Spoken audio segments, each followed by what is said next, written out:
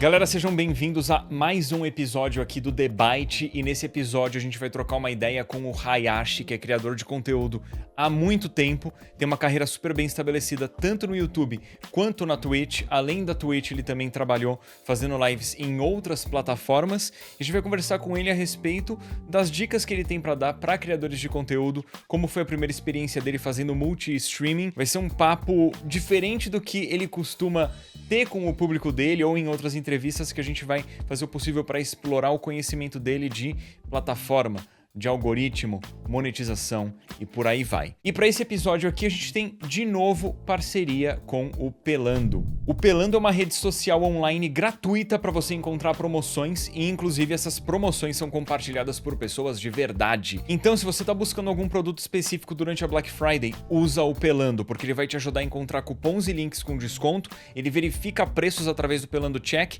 e ele vai te ajudar também a evitar as enganações de Black Fraud. O app do Pelando está disponível para Android e para iOS, e pelo app você pode cadastrar alertas de desejo para você ser notificado quando um produto específico estiver em promoção. E você pode também conversar com outros usuários para trocar informações sobre produtos e serviços. Você pode também ver promoções por categoria, e você pode até mesmo avaliar quando um desconto tá bom ou não. Baixa o app do Pelando pelo link da descrição ou pelo QR Code que tá aqui na tela. E eu sei que o Davi tem algo pra compartilhar sobre o Pelando. Safadinho, comprou, né? Já usou. Eu comprei! Muito obrigado, Pelando. Foi massa demais. Cara, eu comprei, eu vou colocar na tela porque eu salvei o print. Eu salvei o print desse Vans belíssimo, laranjinha, coisa mais linda, que eu comprei por menos de R$300. Então, Pelando, muito obrigado, viu? Muito obrigado mesmo. Realmente, a gente tá falando de verdade em off aqui. Tipo, cara, eu, minha mulher, a gente tava olhando lá, realmente são notificações. Tem uns preços muito bons, cara. E obrigado, Pelando, de novo. Vamos lá pra conversa com o Hayashi. Bom, gente, que nem a gente falou, temos nosso primeiro convidado aqui. Deixa eu fazer uma breve apresentação para quem não conhece o Hayashi. Ele começou no YouTube lá em 2011, assim como eu e Eduardo. Inclusive, se você ver uns vídeos dele na época, um pouco parecido com os meus, um pouco suspeito 2010, isso. Não 2010, me põe na mesma... Eduardo começou em 2010, tá bom. Hayashi era apenas um garoto, e até hoje, não sei como, a gente não sabe direito, ele faz vídeos de COD no YouTube, FPS também, mas principalmente COD, notícias e tal. Só que ele também é streamer, faz cerca de 120, 130 horas por mês. Começou lá na Azul em 2015 e agora tá na Twitch. E recentemente ele começou a fazer alguns testes, streamando simultaneamente na Twitch quanto no YouTube.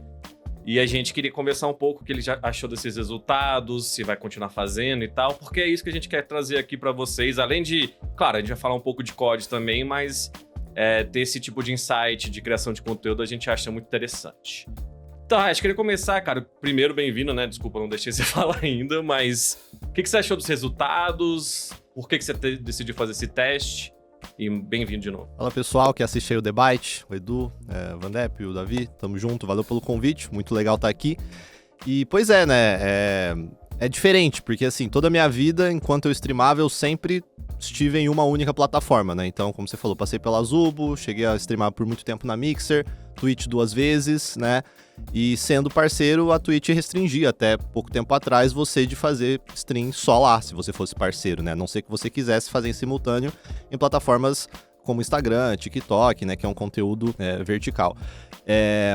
E quando eles liberaram, eu quis fazer o teste, né? Porque eu sempre tive essa curiosidade de saber como que isso impactaria meus números, como é que dividiria meu público, muito porque eu gosto sempre de falar que eu me considero um streamer e youtuber, né? Assim, 50-50. Eu nunca deixei o canal de lado, eu sempre publiquei vídeos com frequência e ao mesmo tempo sempre tentei também manter uma frequência grande de lives, né?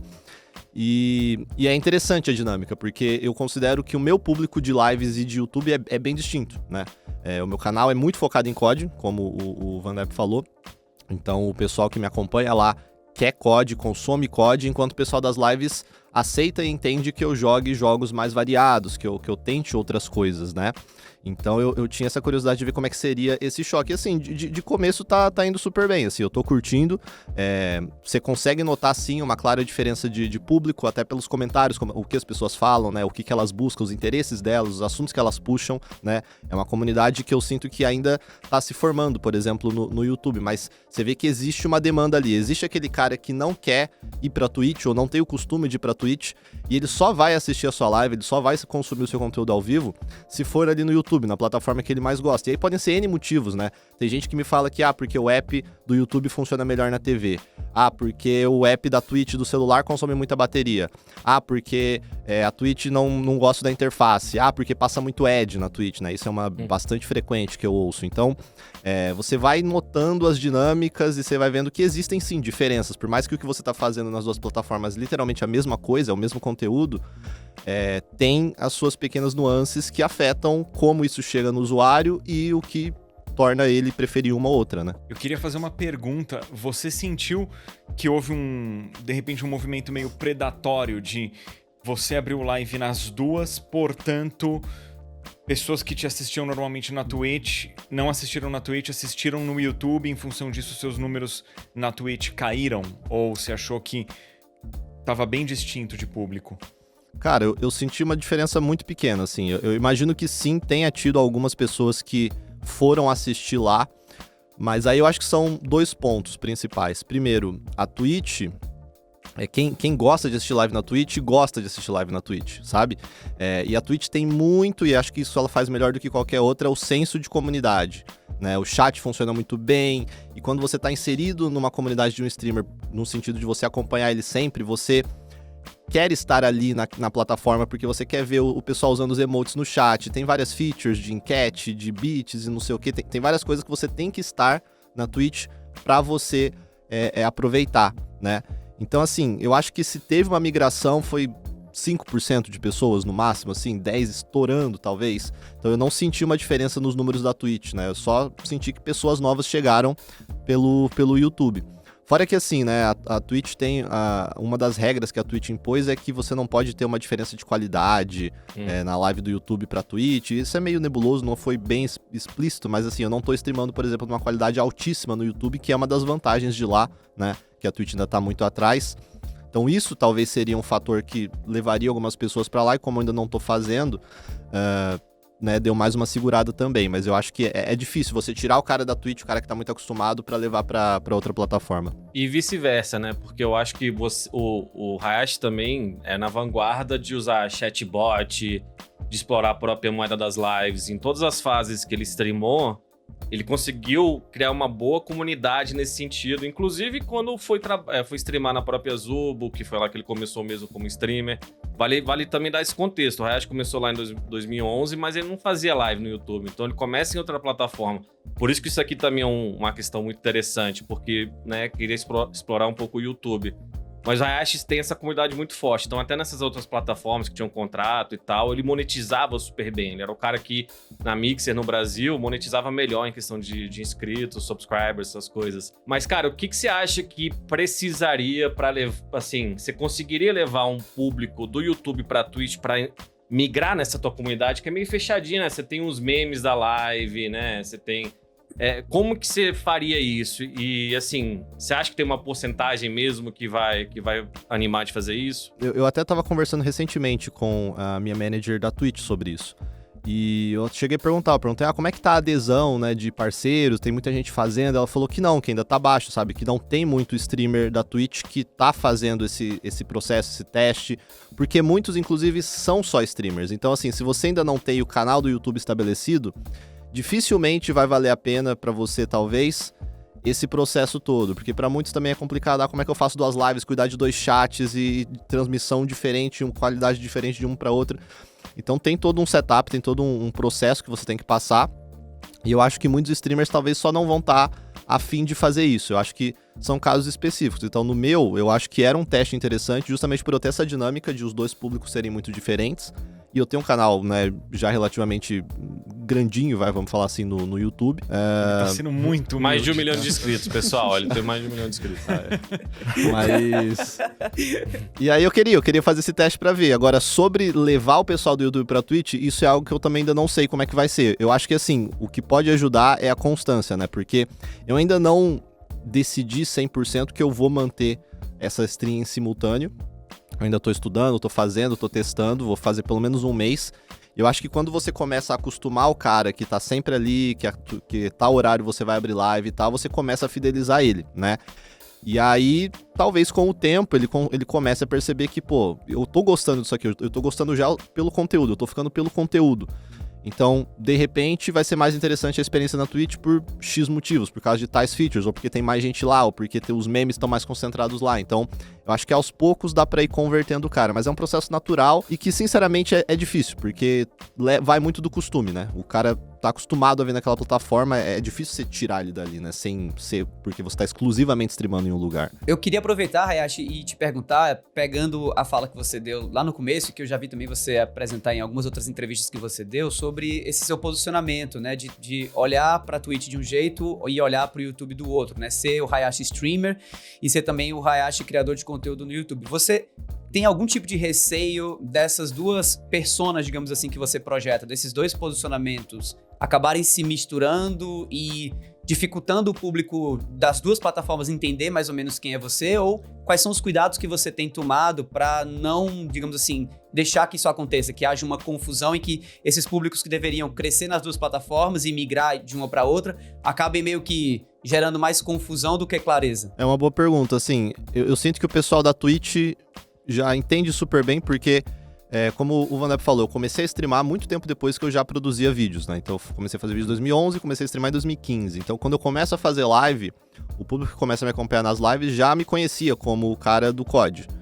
Mas eu, desde o começo, sempre deixei claro e busquei e foquei nisso de tipo, tá, mas eu não quero ser um streamer de COD, eu quero streamar outras coisas. Mas o pessoal ainda sabe que eu sou um youtuber de COD. Então, se tem um período específico, por exemplo, agora que lançou o COD novo e eu jogo muito COD na live e tem menos outros jogos, o pessoal entende. Agora, o caminho do YouTube é um pouco mais complicado, justamente. Então, assim, agora eu tô começando a fazer live lá. Eu ainda tô vendo como é que é a reação do meu público quando eu streamo, sei lá, um GTA no meu canal principal, entendeu? Quando eu streamo um outro jogo cooperativo que não tem absolutamente nada a ver com o COD, né? Como é que as pessoas vão aceitar isso? Então, ainda é muito recente, eu tô 2 semanas basicamente fazendo esses testes, então foram poucas as lives no YouTube que não eram focadas no COD. E essa é uma das principais curiosidades que eu tenho, pra entender se eu vou conseguir, aos poucos, fazer o cara que tá inscrito no meu canal do YouTube só pelo COD aderir aos meus outros conteúdos, tipo, enxergar eu mais como, pô, um criador de conteúdo variado, ele joga outras coisas, ele não é só COD, porque tem muita gente que é inscrito lá e fala, pô, acho que ele só joga COD o dia inteiro, isso tá longe de ser verdade, né? Então, sim, é um processo interessante, no mínimo, acho que eu diria, mas é nítido, assim, você vê que os números são menores, e você tem que saber lidar com isso, né? Uma parte importante também de você ser criador de conteúdo, e acho que isso o Edu sabe super bem, você tá sempre lidando com números, com algoritmo, com, tipo, a pressão de, eu fiz isso aqui, deu errado, eu fiz isso aqui, deu certo, e aí você não quer fazer algo que dá errado, então você às vezes se limita de fazer aquilo, mas não testa, e às vezes é só você continuar insistindo que vai dar certo, ou simplesmente tá tudo bem você produzir um conteúdo específico que vai dar menos views e outro que vai dar um pouco mais, isso seja vídeo, seja live, sabe? Então, você também tem que trabalhar esse lado, e acaba sendo um exercício interessante, estando nas duas plataformas e tendo públicos tão distintos assistindo, não tão distintos, mas relativamente distintos assistindo, né, em lugares diferentes. Eu acho que essa maturidade como criador de conteúdo, de você saber que talvez um conteúdo não performe tão bem, mas para quem optar por consumir aquele conteúdo, o conteúdo é bem produzido e relevante, isso é fantástico, porque tem conteúdo que a gente quer fazer e não vai atrair muito público, mas se no público que aquele conteúdo atingir, ele performar bem, ele for um vídeo exemplar, eu acho super válido produzir coisas que não performam tão bem.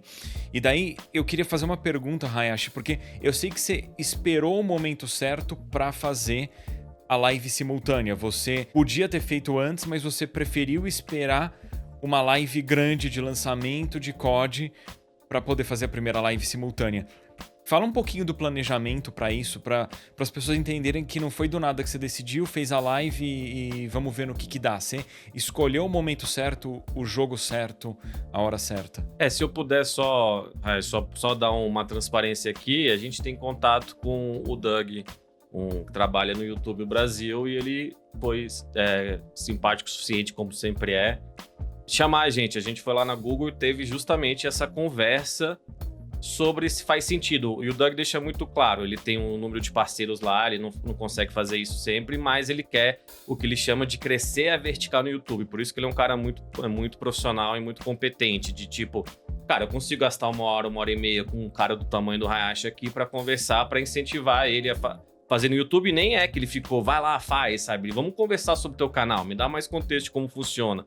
E aí a gente fez uns testes e aí, né, justamente por causa do lançamento do COD foi o time certo, acho. Desculpa, só queria dar um pouco de contexto antes da resposta. Não, perfeito. A gente foi lá, foi super legal, o Doug foi super solícito com a gente. E ele tava genuinamente curioso também pra entender essa dinâmica, né?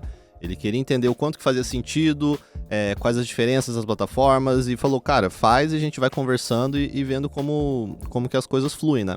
E isso que o Edu falou é verdade, a gente esperou justamente uma live que fizesse mais sentido, porque justamente como eu tô nesse processo de introduzir um público que não tá acostumado a me ver fazendo live, às lives, não faria sentido eu abrir uma live qualquer do nada, sabe? Assim, não adianta você se apressar e querer atropelar tudo. O ideal é você ter um planejamento, né? Isso é uma coisa que eu busco sempre colocar nas minhas lives, na minha produção, porque a primeira impressão geralmente é muito importante, né? O pessoal gosta de falar que a primeira impressão é a que fica, e por vezes mas mesmo que não seja a que fica, ela vai ficar ali no seu subconsciente de alguma forma, ela vai ter um impacto importante, tá ligado? Então, pra mim fazia sentido aproveitar o lançamento do COD, aproveitar essa época pra fazer esse teste e fazer com que as pessoas que viessem entendessem que, ele é também um streamer de COD, por mais que não seja sempre. Isso aí eu ia reforçando com o discurso na live, mas o core do negócio tá ali. Se você quer COD na live, você também vai encontrar. E ao mesmo tempo eu apresentava todas as features, como é que funcionava, como é que é pra eu abrir a live, sabe? Os papos, eu não começo e saio jogando, eu sempre troco uma ideia com a galera, tô tentando responder sempre o chat quando é possível, sabe? Então, é uma dinâmica diferente, porque tem muita gente que não tá acostumada a ver live, então chega na live super cedo, tipo, cadê? Você não vai jogar? Cadê? Não tá jogando? O que tá acontecendo? Por que você tá falando tanto? Então, tipo, você tem que meio que ensinar pra esse cara como é que é a dinâmica de live. E cada streamer faz de um jeito, claro, mas ele tem que entender como que eu faço, porque eu não vou super alterar a forma que eu streamo, só porque eu comecei fazendo no YouTube, porque o pessoal da Twitch tá lá ainda e eles estão acostumados com aquela estrutura, com aquele formato, né? Então passa muito por isso. Eu acho que você ser organizado, ter coisas que a sua comunidade pode esperar de você ajuda muito. Por exemplo, fazer stream sempre nos mesmos horários. É uma coisa que eu tenho e eu acho que ajuda, sabe? Antes de eu abrir a live, o pessoal já tá lá.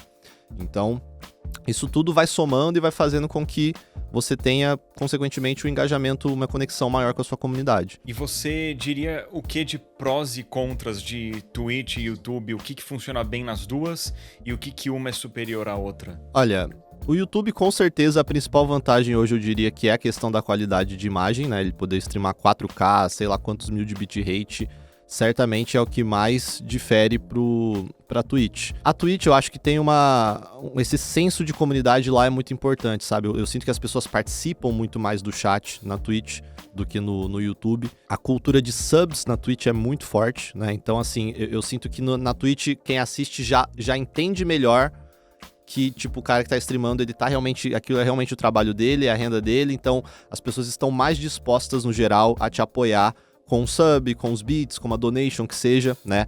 No YouTube, a gente tem os membros, que é o equivalente aos subs da Twitch, e assim, pra mim a adesão tem sido bem abaixo do que eu esperava, por exemplo, e eu me considero um cara que tem uma conversão boa, por mais que assim, eu não tenha me super empenhado ainda pra incentivar a galera a dar membro, mas eu sinto que lá no YouTube o Superchat é muito mais forte, né? Que seria o equivalente a uma donation, aos bits da Twitch, basicamente. Então as pessoas querem mandar a mensagem pra aparecer na tela e tal, e você lê. Acho que o YouTube Premium acaba influenciando nisso, porque a questão do sub na Twitch, o pessoal dá também pra não ver ad, né? E no YouTube, muita gente tem YouTube Premium, já não vê ad por padrão, já é um produto muito bom e relativamente caro, né, pra média brasileira. Então, quem paga geralmente já não quer, vou pagar mais R$7,90 aqui, R$10 que seja, pra dar membro pra esse canal, prefere de repente mandar 5, o cara vai ler sua mensagem, show de bola, sabe? Então tem essas diferenças de monetização e acho que principalmente de interação do chat. Eu acho que o pessoal da Twitch tá mais acostumado a usar o chat, a interagir, a usar memes, sabe? Tipo, emotes, e tem os emotes da BTTV, que são uma extensão muito famosa, tem no YouTube também, mas você vê que o pessoal da Twitch usa muito mais. Então sim, existe uma clara diferença de senso de comunidade, talvez, sabe? Mas no final das contas você tá fazendo a mesma coisa nas duas plataformas, né? E a maioria das pessoas tá lá assistindo de boa, sentada no sofá, curtindo seu conteúdo. E acho que o importante é isso, você fazer com que ela queira voltar amanhã, sabe? Tipo, ela gostou o suficiente da sua live pra amanhã ela, amanhã eu vou estar aqui às 9 da noite. Falando um pouquinho dessa questão de monetização, eu vou compartilhar o que eu senti que funcionou pra mim no YouTube. Eu nunca estimulei muito membros e nem pretendo estimular. Eu deixo o membro ativado no canal mais pra não perder os emotes, porque eu já liberei muito emote lá no canal, no YouTube. Eu tenho acho que quase 30. Não queria perder, eu coloquei o preço no mínimo possível, mas eu não incentivo. Mas quando eu fazia a live, eu noto que as pessoas mandavam muito superchat, principalmente quando o superchat era lido com uma voz automática. O que eu não deixava sempre habilitado. Eu deixava habilitado para voz ler mensagem de superchat, sei lá, acima de R$5, numa live em que tudo bem a voz interrompeu o que estava acontecendo. Então, num jogo tipo Shadow of the Colossus, que não tem praticamente diálogo, sabe? Ou num Dark Souls, Sekiro da vida, que tem muita repetição e não tem cutscene praticamente. Eu não deixaria ativado uma voz para ler num jogo com ênfase em história, cutscene o tempo inteiro, que ficaria interrompendo a experiência. Né? Então, para quem pensa em monetizar no YouTube tendo Superchat como uma das rendas, eu acho que a voz lendo mensagem faz bastante diferença, assim, a adesão fica muito maior.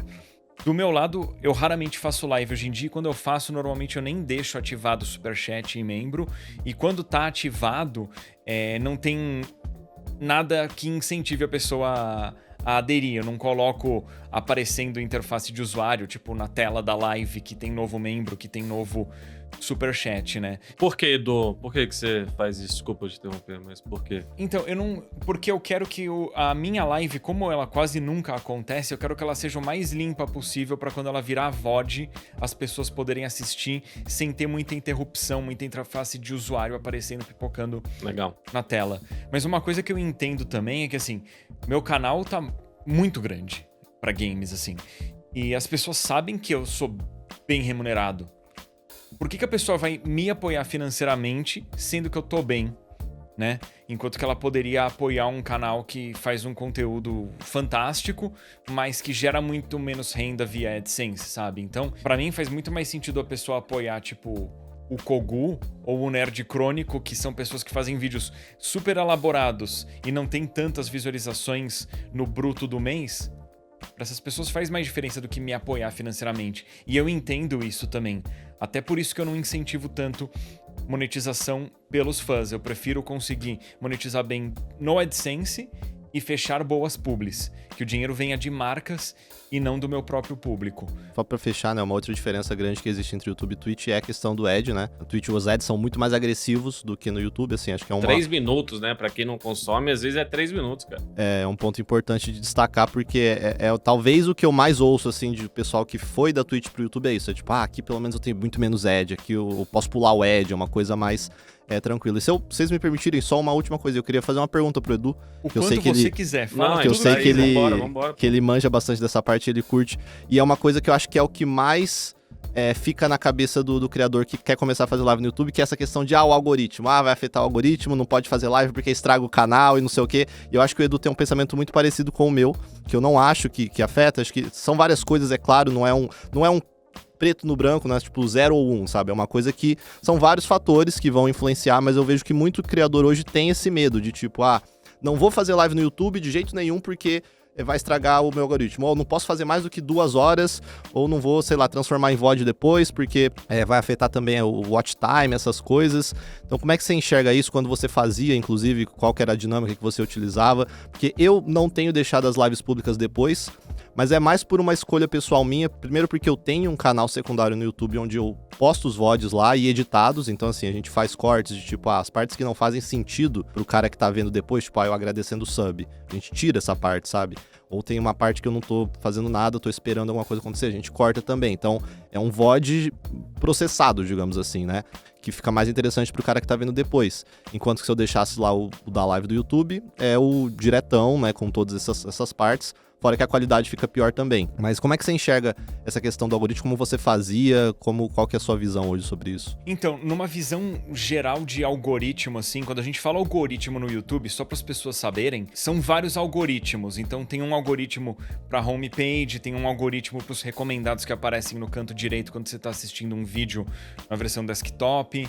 O algoritmo também varia de acordo com o dispositivo. Mas, enfim, esse conjunto de algoritmos que a gente chama de algoritmo nada mais é do que um robô, uma inteligência artificial que vai fazendo perfil de tudo que é usuário no YouTube para tentar entender o que você vai querer assistir quando você abrir o YouTube. Então ele tenta fazer um mix ali de conteúdos que você está acostumado a assistir, colocar uma coisinha diferente ou outra ali de coisas que estão bombando globalmente ou dentro de um país. E o YouTube está sempre aprendendo e perfilando, né? Aprendendo e fazendo perfil dos usuários. E o que eu diria é o seguinte: se você tem um canal, por exemplo, com vídeos altamente editados, que dependem de uma dinâmica frenética, ou que são vídeos muito técnicos, e de repente você vai para uma live, e uma live costuma ter um ritmo um pouco mais cadenciado, um bate-papo com a galera, você não tem controle da edição ali na live, né? O controle que você tem é mínimo. Então, quando o conteúdo difere muito, ali eu vejo como sendo um risco, porque a pessoa que consome os seus vídeos editados não necessariamente quer consumir uma live. Em específico, se o vídeo tem 8 minutos, aí de repente você tem lives de 2 horas, muito provavelmente você tem públicos distintos querendo consumir aquilo. O overlap de pessoas consumindo vídeos curtos e lives é pequeno, mas ao mesmo tempo você não precisa pensar que a live vai prejudicar o seu canal. É uma questão de você conseguir atingir o público que já te acompanha num formato diferente, saindo do vídeo e indo para a live. Eu, particularmente, apesar de eu fazer vídeos altamente editados e fazer também vídeos de gameplay que praticamente só é fade in, fade out, não tem corte nenhum, eu só ajusto o volume, eu tomava algum cuidado com as minhas lives, de assim, se é uma live que eu sei que tem um potencial e fica legal depois como vídeo, eu deixo pública. Mas se eu faço uma live que eu acho que ela exerceu o papel dela como sendo um produto ao vivo e depois ela tem data de validade, eu privo ou coloco não listada. Mas a minha dica é assim: pro criador de conteúdo que tá pensando em fazer live, pensa no quanto que o teu público gostaria de consumir aquela live com base no conteúdo que você já faz. Então, um exemplo, o Games Edu. O Games Edu faz um sucesso absurdo no YouTube e muito disso é porque ele edita extremamente bem. E os vídeos dele são frenéticos. Como que ele faria uma live com a cara do conteúdo dele? Eu não sei se é possível. Acho que só ele sabe dizer se aquilo é possível. E acho que é por isso também que ele não faz live. Porque ele não consegue fazer aqueles 5, 10, 15 minutos frenéticos, cheio de inserção, de meme, coisa engraçada, e transformar aquilo na live. Mas ao mesmo tempo o Cellbit conseguiu migrar de vídeos que eram vídeos mais elaborados para lives. No fim das contas dar uma chance pra live, porque o máximo que vai acontecer é a tua live não ir bem porque não teve adesão do público. E o YouTube não vai te punir o canal por isso. Aquele conteúdo específico vai deixar de ser divulgado, mas não é o conteúdo como um todo que vai cair. E um exemplo recente meu com vídeos. Eu fiz vários vídeos recentemente que eu sabia que não performariam bem, mas quando chegou o PlayStation Portal, que é o portátil esquisito da Sony, eu fiz um unboxing e ele rapidamente passou dos 100 mil views. Eu sabia que isso ia acontecer. É questão daquela maturidade como criador de conteúdo, de você saber o que tem potencial de performar bem e o que é um conteúdo bem produzido que pra quem assistir vai agregar e pra quem não assistir não tem problema. Eu acho muito interessante, ouvindo tanto o Hayashi quanto o Edu comentarem agora as experiências dos dois, como vocês dois têm uma característica muito parecida com relação ao algoritmo, que eu não vejo tanto assim em outros criadores, que é o quê? Vocês enxergam com muita clareza o algoritmo como ele deveria ser enxergado, né? Como uma expressão de um potencial comportamento das pessoas que assistem vocês, né? Assim, da audiência de vocês, né? O algoritmo, ele deixa de ser essa força, essa mão invisível e às vezes até essa vontade do YouTube, né? Em prejudicar. Eu já ouvi de alguns criadores isso. O YouTube não querendo entrega, me prejudicar. né? O meu não entrega. exato. Isso aí, Famoso isso não aí entrega, é desde 2012, vai, gente. Desde 2012, se os caras não... Vem exatamente dessa frase, inclusive, Vandep. É isso, o YouTube não entrega. Eu acho fantástico ouvir de dois criadores de sucesso uma visão que eu concordo plenamente, do algoritmo como uma expressão do que é o comportamento provável do público ao assistir os conteúdos de vocês e esses conteúdos irem se transformando ao longo do tempo. E aí isso me faz querer pensar e perguntar pro Hayashi, também o Edu, acho que vale a pena entrar nessa conversa também, sobre como que o Hayashi faz, ou como que você, Hayashi, consegue estudar o teu público, assim. Quais são os caminhos que você utiliza, as ferramentas que você utiliza para ter esse entendimento mais aprofundado, talvez, do que a média, em relação às pessoas que te assistem. Eu acho que conforme você vai fazendo anos e anos, eu tô há mais de 10 fazendo exatamente... Começou 14, né? 14, 15. Comecei a fazer com 14 anos de idade, Então eu tô há muito tempo fazendo vídeo, você vai entendendo o comportamento. Então eu tenho um pensamento muito parecido com o Edu com relação a isso, porque é isso, o algoritmo não é essa grande entidade, ele é realmente um robô que tá trabalhando ali baseado em como as pessoas utilizam a plataforma, em o que elas clicam, o que elas não clicam, qual que é o comportamento delas. Então, mais importante do que você entender o algoritmo é você entender o seu público. É você entender o que exatamente eles estão predispostos a consumir. Qual tipo de conteúdo você produz que dá certo e o quão diferente o conteúdo que você quer produzir é desse conteúdo que dá certo e o quanto isso vai afetar as suas views, sabe? Assim, você tem que ter essa humildade, às vezes, até de entender que nem todo vídeo seu, nem tudo que você produzir vai ser interessante na mesma proporção pro cara que tá ali inscrito, né? Então, assim, meu canal tem muito vídeo de notícia, sabe? De COD, vazamento, rumor, essas coisas. Isso é um conteúdo vastamente diferente de eu estar jogando GTA com os meus amigos jogando corrida, sabe? Então, se eu tornar essa live pública no meu canal, eu não posso esperar que aquilo vai dar certo. E não necessariamente porque aquilo foi super mal, meu próximo vídeo de notícias de COD vai mal também, né? Porque o YouTube também consegue entender que é um conteúdo parecido com o que a pessoa está acostumada a consumir e ela vai recomendar aquilo de alguma forma, né? Então, sobre entender o seu próprio público, é claro que o YouTube oferece ótimas ferramentas para isso. Eu acho que o Analytics do YouTube é o mais completo que eu já vi de qualquer plataforma. Tem muita informação interessante para você colher ali, sabe? Você pode estudar isso bastante, passar horas realmente analisando. Mas eu acho que o principal vem de você mesmo perceber as coisas conforme você vai postando, publicando, lendo os comentários, analisando de forma quase que subjetiva, né? Como que tal vídeo performou por tal coisa. Às vezes uma thumbnail faz mais diferença do que você imagina, um título, um estilo de título, você ser um pouco mais agressivo em como você monta um título, ou você ser, às vezes até as palavras que você utiliza, palavras-chave, às vezes dão um trigger, que a gente fala, em as pessoas clicarem. Então, tem várias coisas que compõem isso, né? Não sei como o Edu enxerga, mas pra mim funciona muito dessa forma, sabe? Eu entender o que meu público quer consumir e saber usar os pequenos detalhes, as pequenas coisas ao meu favor pra ajudar a impulsionar aquilo de certa forma, né? Eu acho que com o passar do tempo a gente começa a ter um feeling de como que o nosso público se comporta. A gente começa a entender o que o público curte e o que o público não tem interesse, né? Eu compreendo que o meu público gosta muito de jogo de terror, em especial lançamento de console, né? Vai super bem comigo.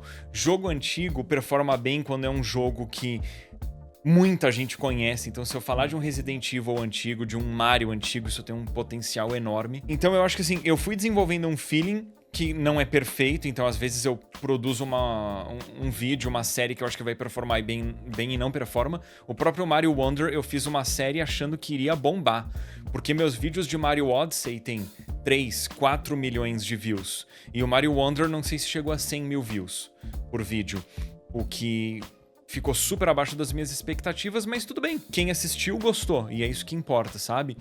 Mas uma coisa que eu acho importante também é as pessoas entenderem que se você der um título e uma thumbnail que são ruins pra performance de um vídeo, as pessoas não vão nem dar chance de consumir aquele conteúdo. Então, tem 2 exemplos que eu queria dar de vídeos meus que foram bem e que tinham um potencial baixíssimo de ir bem, mas ainda assim eu fiz o vídeo. E eu acho que eu soube escolher bem o título e a thumbnail. Um é o meu vídeo do The Machine, que é o jogo de Game Boy que eu amo. Maravilhoso. Maravilhoso. E daí eu vendi esse vídeo como... O título é algo do tipo... O melhor jogo que você nunca ouviu falar. E outro é o meu vídeo do Star Ocean 2, que é um jogo que se eu colocasse o nome ali do game no título, na thumbnail, não iria bem também.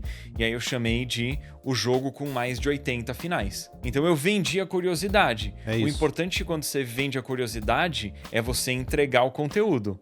Porque se você simplesmente vende, atiça a curiosidade, a pessoa clica, o vídeo não tá legal, as pessoas saem. E tem o oposto nisso também, né? Que a gente fez uma parceria com o pessoal de um jogo brasileiro indie, inclusive, o Relic Hunters. Só que no brief, inicialmente, estava que tinha que ter hashtag publi no título ou na thumbnail. E a gente botou...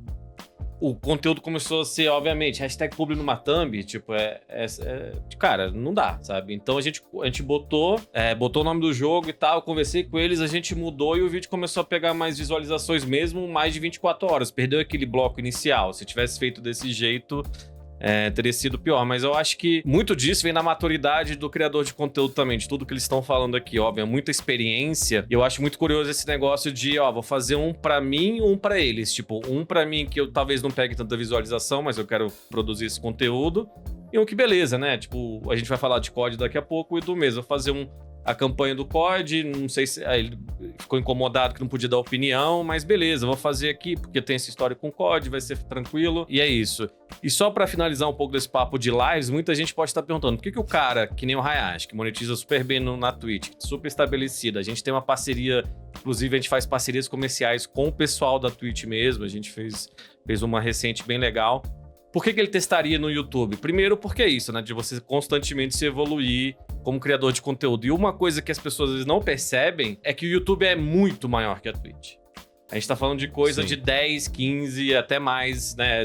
A galera pode saber, mas não pensa bem assim.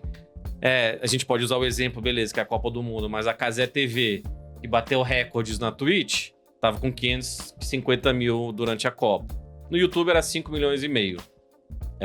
E não é só por causa que é futebol e tal, mas é no geral. Então, eu acho que como criador de conteúdo, sempre vale a pena você experimentar. Muita gente tem medo de sair daquele feijão com arroz que faz sempre. E eu sei que dá medo, né? E eu sei que às vezes você arrisca, que eles falaram, e o resultado não dá certo. Mas é o único jeito, eu acho, de você se manter interessado no seu próprio trabalho, né? Eu acho que isso é muito importante. Uma rotina que é massiva também, claro, é mais dinâmica, mais interessante que muitos trabalhos aí, sem dúvida nenhuma. E você é bem remunerado por isso. Mas eu acho que é importante sempre isso e ter essa noção de evoluir e tal. Eu queria só acrescentar uma coisa. Eu vou dar números que, tipo, são fortíssimos, mas é mais uma referência, assim. A minha maior live no YouTube teve um pico de audiência de quase 80 mil pessoas, se eu bem me lembro. Na Twitch, eu acho que eu cheguei perto de 30 mil, mas na Twitch foi com home. E foi divulgando a live. Então a Twitch me deu o bloco principal da home e eu divulguei a live. No YouTube foi só no orgânico. Tudo bem, eu tenho muito mais inscritos no YouTube do que eu tenho de seguidores na Twitch e tal, mas eu acho que já dá pra ter uma noção de ordem de grandeza, sabe? Eu ia até falar, né, transicionar pro COD, mas inclusive de tipo assim, você falou dos números das lives e eu acho que você, né, depende também muito do interesse no jogo. E será que esse jogo, se não me engano, pela Metacritic, ser o pior COD de todos os tempos, a campanha realmente, né, os mapas reciclados, você acha que isso afeta e afetou o interesse no jogo? Você tá com muita esperança pro Warzone, que se não me engano sai mês que vem. Você acha que isso teve um impacto também nos números? Eu acho que sim. É uma história, né? Não dá pra gente pegar só esse frame, tem todo um processo. Então, esse jogo, pra quem não sabe, ele inicialmente, segundo rumores do Jason Schreier, que é talvez o jornalista mais crível hoje da indústria dos games, ele ia ser inicialmente uma DLC do Modern Warfare 2, que é o COD do ano passado. E em algum momento do processo, a Activision mudou de ideia e resolveu transformar ele num jogo completo e uma sequência direta do Modern Warfare 3, né? Saiu recentemente uma matéria do próprio Jason Schreier, que a campanha ia ser completamente diferente do que foi, ia ser um spin-off, que ia se passar no México, contar a história provavelmente de 2 personagens da campanha do MW2 que nem apareceram nessa campanha, então eles com certeza jogaram tudo fora que eles já tinham projetado. E a Activision falou, não, vocês vão fazer o Makarov, missões no mundo todo, campanha completa e tal. Completa entre aspas, que a gente viu, são 4 horas de gameplay, você termina a campanha, é a mais curta que a franquia já teve. Isso ter acontecido só reforça as coisas que as pessoas já vinham falando. Tipo, muita gente já tava com o pé atrás por isso. Todos os mapas do multiplayer são remasterizados do Modern Warfare 2 de 2009. As armas do MW2... vão transferir para o MW3 pela primeira vez na história. Então, tipo assim, vocês estão trazendo conteúdos de outros jogos para esse jogo, mas querem vender como um jogo novo.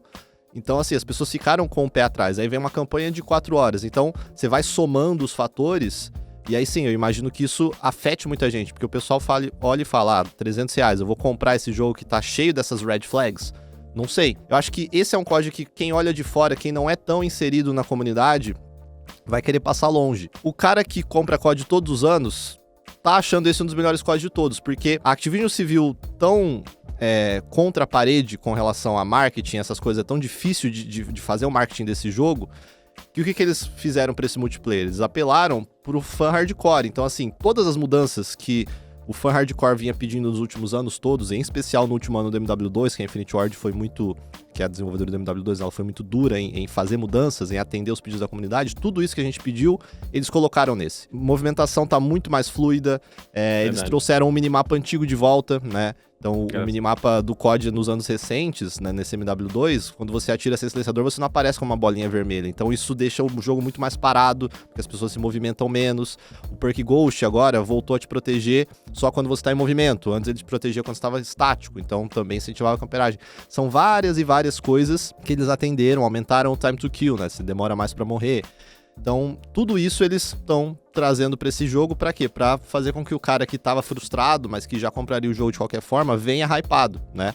E tá dando certo, assim, o multiplayer do MW3 é interessante, principalmente pro cara que gosta de jogar sempre. Mas o pacote como um todo, pro cara que não joga sempre, justamente, né, um público diferente, realmente é difícil de você vender o jogo, porque parece um grande pacote de reciclagem, né? Inclusive, quem não sabe, o Hayashi faz uma paródia de COD todo ano, ele canta, escreve, e a desse ano é uma DLC. Então, vamos lá conferir, porque ficou uma das melhores dele. O que você achou da campanha, do Agora Já Caiu em Bar? O que você achou dessa história toda, cara? Cara, eu não tive muito ânimo de seguir a campanha. Eu gravei o início de gameplay e, sinceramente, eu parei por ali. Porque do que eu joguei, foi ok, assim, a primeira missão. A missão em mundo aberto eu dei uma desanimada, porque quando eu vi que eles inseriram coisas que acho que são do multiplayer ou do Warzone, eu achei meio esquisito. E um negócio que eu achei bem absurdo, e o Hayashi acho que vai me entender bem, é que assim, cara, quando eu colocava um Modern Warfare 2 em 2009 pra jogar, um Black Ops em 2010 pra jogar, cara, eu abria o jogo, tinha um menu, eu ia no multiplayer e achar partida. Ou criar classe. Cara, agora você abre o jogo... E você tem que reiniciar 3 vezes e, tipo, pra atualização... Eu falo pro Hayashi, eu sou do COD, eu sinto pra jogar multiplayer nas lives dele às vezes, cara. E aí eu só quero, né, relaxar, jogar, conversar com meus amigos. Aí, tipo, eu vou montar uma arma... E você não sabe, você piora a arma, você vai botando attachment nela, ela vai ficando pior. Eu falei, pô, eu tava matando geral, agora eu tô... Entendeu? E eu acho que isso afasta uma galera, cara. E a gente tem muito carinho com a franquia, que nem falou, né? A gente começou no YouTube. Eu não sei o que faria um COD ser bom de novo, sabe? O Warzone foi um baita acerto, né? O Hayashi, inclusive, o canal dele cresceu bem na época, foi começo de pandemia. Eu tinha amigos meus que nunca tinham jogado nem FPS, que estavam jogando Warzone. E foi um público diferente, mas não sei, cara. Você teria alguma mudança que você faria, Raiz? É difícil, porque você vai fugir dessa fórmula, você vai desagradar uma parcela muito grande, sabe? Então, eles têm que, tipo, e eles fazem isso há anos, e eu diria que essa parte eles fazem bem, de, tipo, conseguir manter a fórmula, ao mesmo tempo que alguns jogos trazem coisas diferentes o suficiente pra ser interessante, Mas é muito difícil você conseguir fazer o que o Modern Warfare 2, o Black Ops 1, o Modern Warfare 3 originais lá 2009, 10, 11 fizeram, porque lá era muito mais novidade. A fórmula ainda era recente, sabe? Quem principalmente viveu aquela época, hoje não vai conseguir mais engajar da mesma forma como naquele período. E quem não viveu, hoje tem muito mais opção também de escolha, sabe? Tem muito mais coisas diferentes. O gênero de Battle Royale surgiu e deu certo por quê? Porque é diferente, é interessante, né? Então, por mais que o cara que nunca tenha experienciado aquilo experiencie pela primeira vez agora, já não é mais tão interessante pra ele quanto foi pra gente há 10, 15 anos atrás, né? Então, eu acho que a franquia COD merece várias críticas, tem vários problemas, mas eles são bons em se reinventar, eles conseguem se manter no jogo de certa forma. E o Warzone é um grande exemplo, só que eles se reinventam de uma maneira que eles ainda se mantêm muito fiéis à fórmula original. E eu acho que tem que ser assim, porque se você muda muito, costuma dar errado, né? Eles tentaram, inclusive, na época do movimento avançado, né? Os jogos futuristas e tal.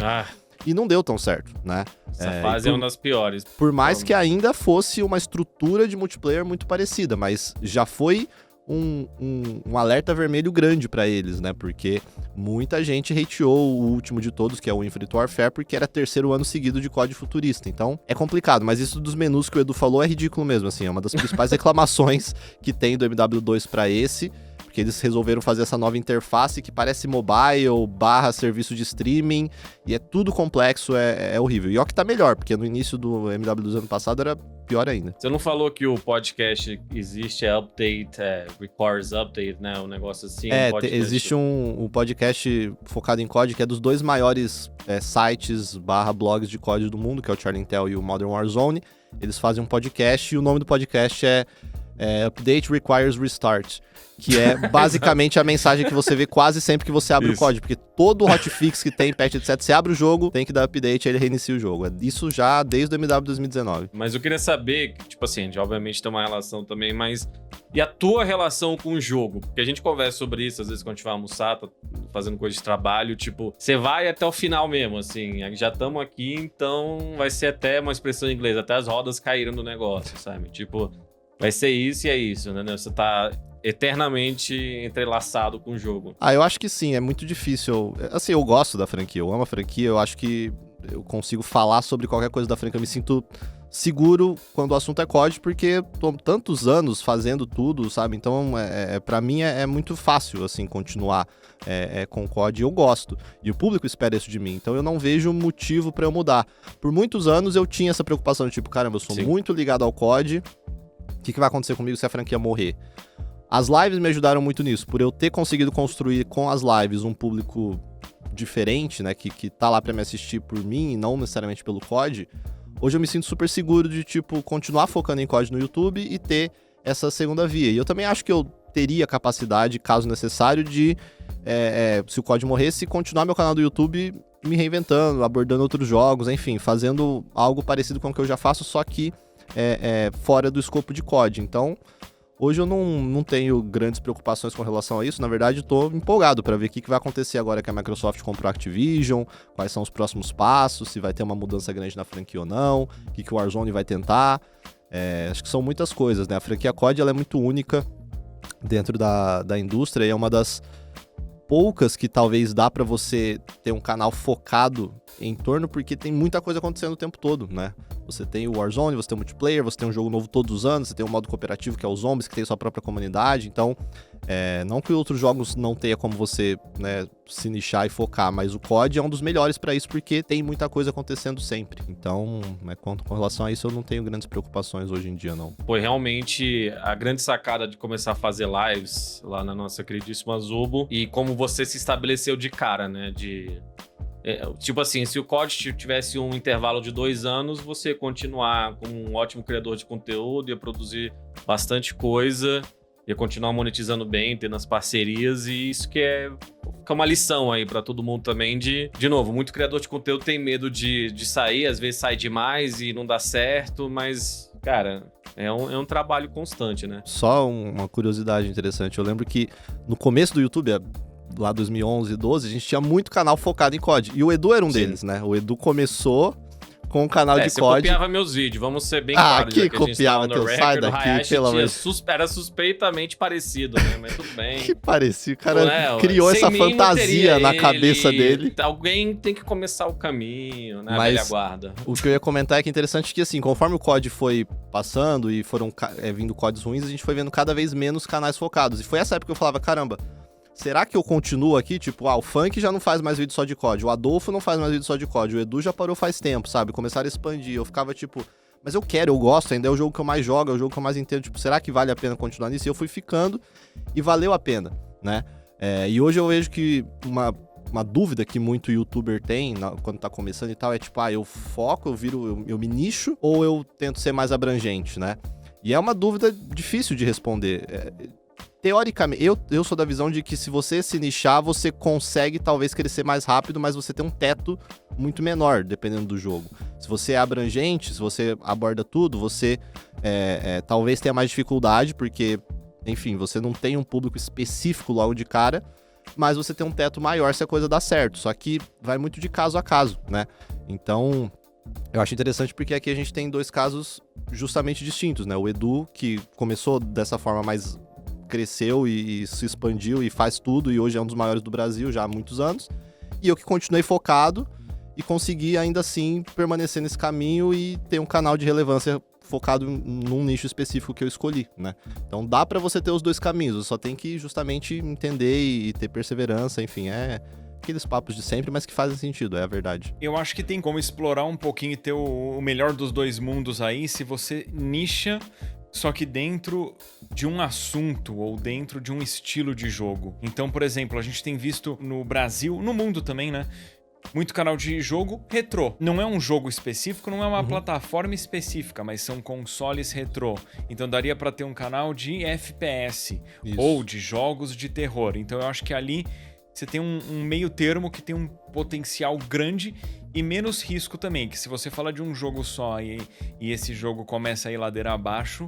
Que o COD é um monstro, né? Essa é a questão. O COD é um dos poucos jogos que dá pra fazer isso, mas o próprio Hayashi, assim, quando ele acha que é interessante, ele cobre jogos de FPS. O próprio X-Defiant, que agora, né, vai atrasar de novo, a gente trabalhou com a Ubisoft, a gente tem uma relação legal com eles e, assim, ele tava fazendo vídeo de notícias de qualquer jeito, porque ele achou que a comunidade estava interessada. Mas, realmente, cara, o Hayashi tem duas carreiras separadas e por isso que a gente quis que ele viesse aqui. É muito difícil tornar referência absoluta num jogo e ter um conteúdo separado, né? Não sei se vocês têm mais alguma pergunta, senão acho que a gente pode liberar, já falamos bastante aqui com o nosso... Tchau, Hayashi, pode ir embora.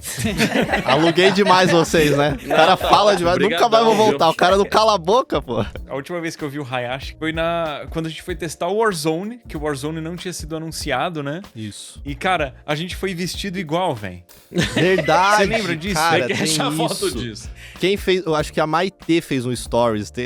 Eu lembro que eu repostei na época. Eu não sei se eu vou conseguir achar, mas tem que achar que a gente tava idêntico, assim, sem combinar. Era a mesma cor de camiseta, de calça e acho que até de tênis. Foi bizarro, velho. Mas enfim, muito bom, mano. Obrigado por tudo que você compartilhou. Acho que vai ser extremamente útil pra quem tá pensando em fazer live, quem é criador de conteúdo. A gente pode ouvir de você um lado que acho que as pessoas não costumam explorar e você tem muito conhecimento pra compartilhar. Show. Agradeço, tamo junto, como falei, sempre que precisar, tamo aí. Bom, galera, é isso. Espero que vocês tenham curtido esse bate-papo que a gente teve agora aqui com o Hayashi. Nesse finalzinho de episódio, a gente queria pedir muito pra você também seguir a gente lá nas redes sociais, se você já não segue. A gente tá com o debate tanto no Twitter, quanto no Instagram e no TikTok também, além, é claro, de no YouTube. E aproveitando, se você tá assistindo a gente aqui no YouTube, não esquece também de se inscrever no canal se você já não é inscrito, beleza? Bom, é isso. Obrigado ao Pelando novamente por apoiar aqui o nosso projeto e a gente se vê no próximo episódio do The Byte. Tchau, tchau!